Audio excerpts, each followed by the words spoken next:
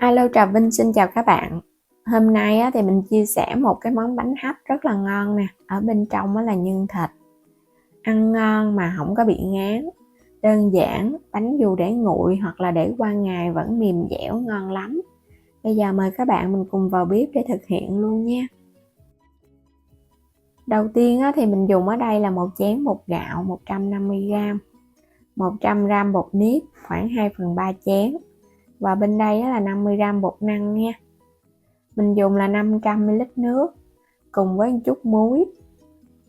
Các bạn sẽ cho trước đầu tiên là cái phần bột năng vào nè, bột gạo, còn cái phần bột nếp thì mình để lại.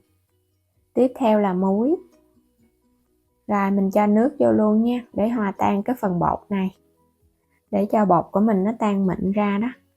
Bột gạo thì các bạn dùng loại hạt cũng được, hoặc là tinh bột loại mịn cũng được luôn. Rồi để đây một chút cho phần bột của mình nó nở. Phần nhân thì mình có 200g thịt nạc vai heo mình xay ra, hoặc là các bạn băm ra. Bên đây là bắp cải thảo hay là bắp cải dài, mình dùng khoảng 7 bẹ nha, để cho cái phần nhân của mình nó ngọt và nó giòn giòn, nó cũng ngon. Nửa cái củ hành tây trắng. Rồi tiếp theo là hành lá cho nó thơm nè, một cái cây lạp xưởng khô. Rửa sạch cái phần này, các bạn sẽ cắt nhỏ ra.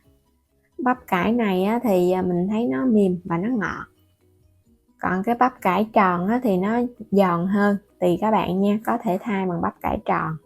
Mình làm phần nhân cho nó ngon. Cắt nhỏ ra hết xong mình sẽ để qua một bên. Hành tây hoặc là củ hành tím và tỏi, tùy theo sở thích. Hành tây thì nó ngọt, mình cắt ra cái mình băm nhâm nhỏ nhỏ lại một chút nha, cho nó đều. Hành lá, có thêm ngò rí thì các bạn cắt cùng luôn. Hôm nay nhà hết ngò rí rồi, hồi sáng đi chợ mà không có mua. Lạp xưởng khô thì mình cho lạp xưởng vô cho phần nhân của mình nó thơm á. Trong lạp xưởng nó có cái rượu mai quế lộ á, khi mà nó tỏ ra nhân thì nhân nó ngon lắm. Cũng cắt nhỏ nhỏ nha, để khi mà mình trộn nhân á, phần nhân nó sẽ đều hơn. Cho vào chảo 2 muỗng canh dầu, mình sẽ xào thơm cái phần hành tây. Nếu mà hành tím và tỏi thì các bạn cũng xào thơm lên.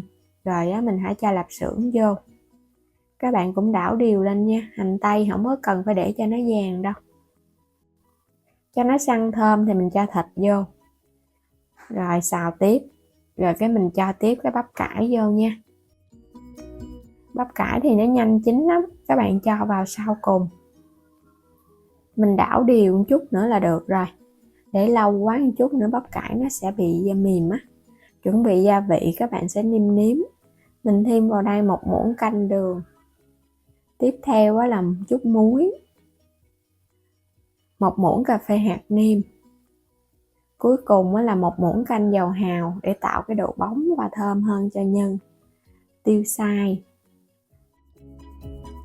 Cho hành lá vô, các bạn sẽ đảo đều lên.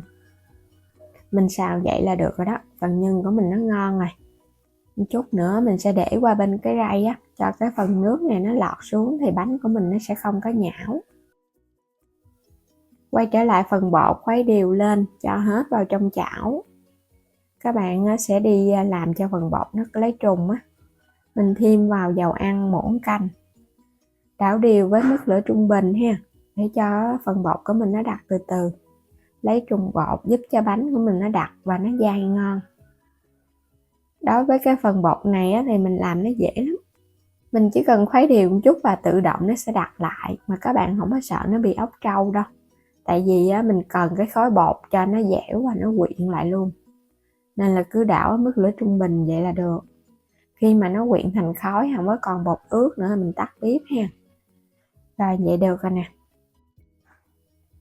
Cho ra cái thau cho nó dễ, để mình cho thêm cái phần bột nếp vào mình trộn. Bột nếp thì mình chỉ cần ấm nóng, nên là mình cho vào mình trộn sau. Các bạn cũng trộn đều cho nó quyện đều nha. Rồi thêm vào trong bột khoảng muỗng canh dầu ăn, giúp cho bột của mình nó dễ trộn, nó không có bị dính. Nhồi đều lên. Lúc này vẫn còn ấm nóng lắm nè, các bạn có thể chờ cho nó nguội bớt một chút mình hãy nhồi nha, không tha nóng tay khó nhồi. Mình nhồi một chút thì bắt đầu bột của mình nó dẻo và nó quyện lại vậy nè. Các bạn đừng có sợ nó bị khô. Vậy là mình thấy vừa đó. Nó mịn và nó mềm. Cho cái phần nhân qua bên cái rây để lọc lại.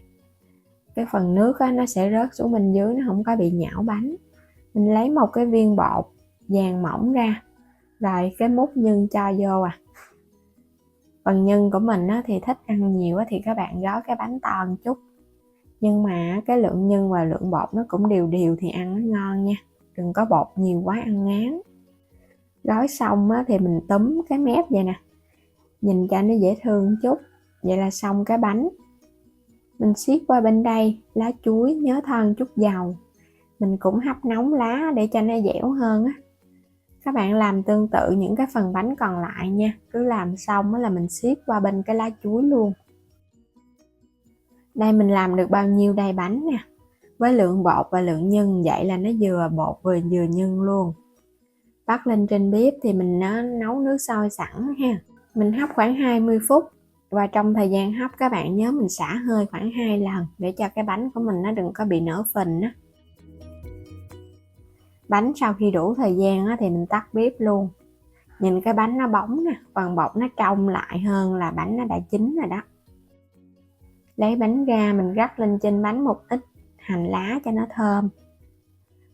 Bánh này á, thì mình ăn không vẫn ngon, hoặc là các bạn ăn thêm nước mắm chua ngọt vẫn ngon luôn nha.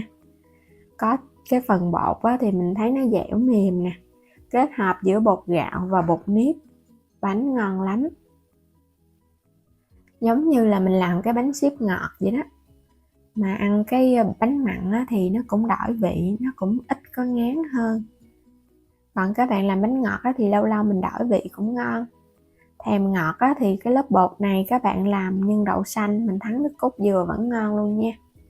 Còn hôm nay mình làm nhân ngọt thì có thể ăn không, hoặc là chan thêm nước mắm, hoặc là kết hợp với một chút xíu rau sống á. Bây giờ mời các bạn cùng thử nha. Bột mềm ngon lắm. Chan thêm chút nước mắm nữa mình thấy sẽ hấp dẫn hơn á. Nước mắm tỏi ớt chua ngọt, ăn nó không có ngán. Thơm, chua chua cay cay. Bột mềm dẻo, có cái phần nhân bắp cải ở trong á, ăn nó ngọt ngọt và nó giòn giòn, lạ miệng hơn. Thì ngoài bắp cải dài này các bạn cũng có thể thay bằng củ sắn hoặc là cà rốt. Mà đặc biệt nhất ở trong phần nhân á, mình có cho thêm lạp xưởng á các bạn, nên phần nhân của mình ăn nó lạ miệng lắm. Hoặc là không có lạp xưởng á, thì các bạn cho thêm tôm khô cũng ngon nha. Giống như là bánh ít trần vậy đó. Mà mình thấy làm cái bột này á, mình để qua ngày bánh vẫn mềm dẻo, nó không có bị cứng giống như bánh ít trần. Nó ngon và nó dễ làm.